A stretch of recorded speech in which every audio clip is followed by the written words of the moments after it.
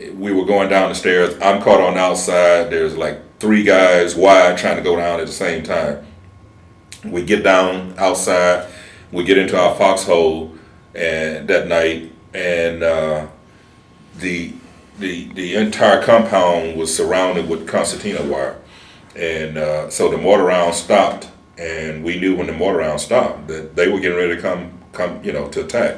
So the mortar round stopped, and sure enough, when the mortar round stopped, the flares were shot up, and which lit up the perimeter, and they start coming.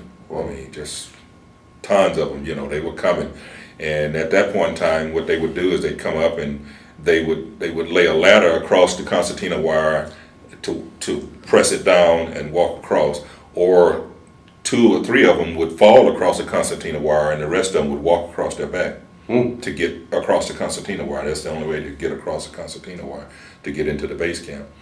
So they start coming, and we start firing.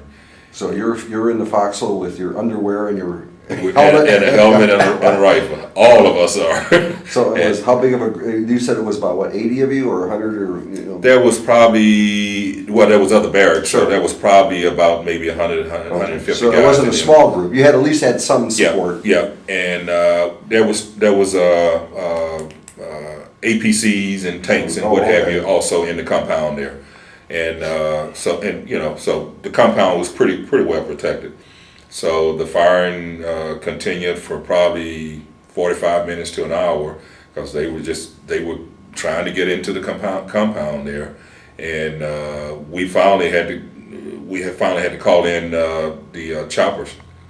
So the chopper came in and beat them back. The Hueys came in with the machine guns and what have you, and beat them back. But the incident lasted about 45 minutes. When the incident was over, then your first thing you do when the incident is over, you get into you come together in a group, in a platoon, an orderly platoon, so that everybody can be accounted for, what have you. So we all got there, and they're checking to see if everybody's okay and nobody's hit or whatever. And I felt something very wet running down the side of my leg, and what is this wet down the side of my leg? And I just ran my hand down the side of my leg and pulled it up in my face in the light and looked at it, and it's blood, And I'm going, I didn't know whether I'd been shot in the leg or what, Sure. I'm going, oh my God, what is this? So they took a look at it and everything, and it was coming down the stairs. When it came down the wooden banisters, I'm on the outside, and 3 deep trying to come down those stairs, and it took all the skin. Yeah, it just took the skin off the side of my leg.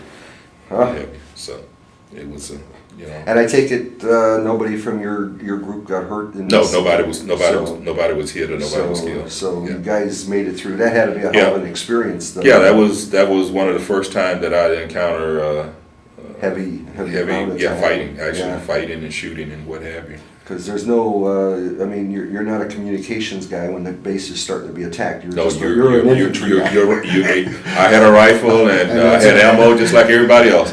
You're an infantry guy. You get in a hole and you start shooting. You just start shooting. You don't do anything else. You get in a hole and you start shooting, and just like everybody else. Yeah. So you had a medic there that would take care of you. Yes, we had. It was a pretty good sized compound. It was a compound inside this city. The city was called Khartoum, and it's a pretty good sized city. And they had set up a big compound inside the city and put up these wooden barracks and what have you. It's like going inside of a big city around here and finding a big football field and setting up perimeters and what have you. Field, yeah, because that's where they had planned on having all the communication. We were there to set up communication, so the plan was to have communications coming out of Khartoum. Khartoum at that time, the troops around in that area was the 1st Cav. 1st Cav was up there. 173rd Airborne was up there. So there was some heavy fighting planned and going on up in that area. Needed communication. So yeah, we were there to set up communication. So the next day we did start setting up our communication. We got our truck unloaded and antennas up and everything.